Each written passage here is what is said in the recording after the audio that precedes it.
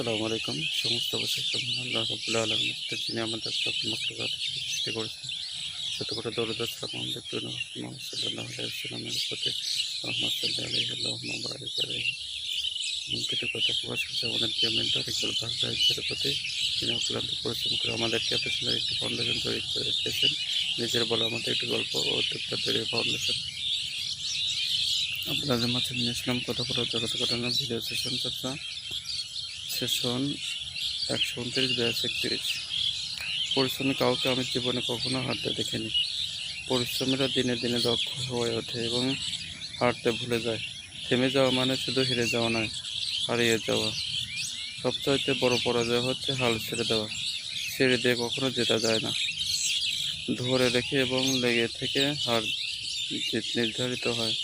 মেধা ব্যবহৃত থাকলে মেধা বৃদ্ধা যায়, কিন্তু কথা কম কিন্তু কম মেধা থাকলেও পরিশ্রম কখনো বৃথা যায় না। প্রতিটা শিক্ষা জীবনে কোনো না কোনো কাজে লাগে।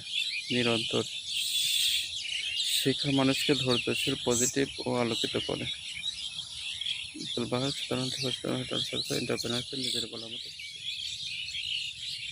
সেশনটা আমি ব্যাখ্যা করার চেষ্টা করছি। পরিশ্রমী কাউকে আমি জীবনে কখনো হারতে দেখিনি। জীবনে জিততে হলে পরিশ্রম করতে হবে। পরিশ্রমের কোনো বিকল্প নেই।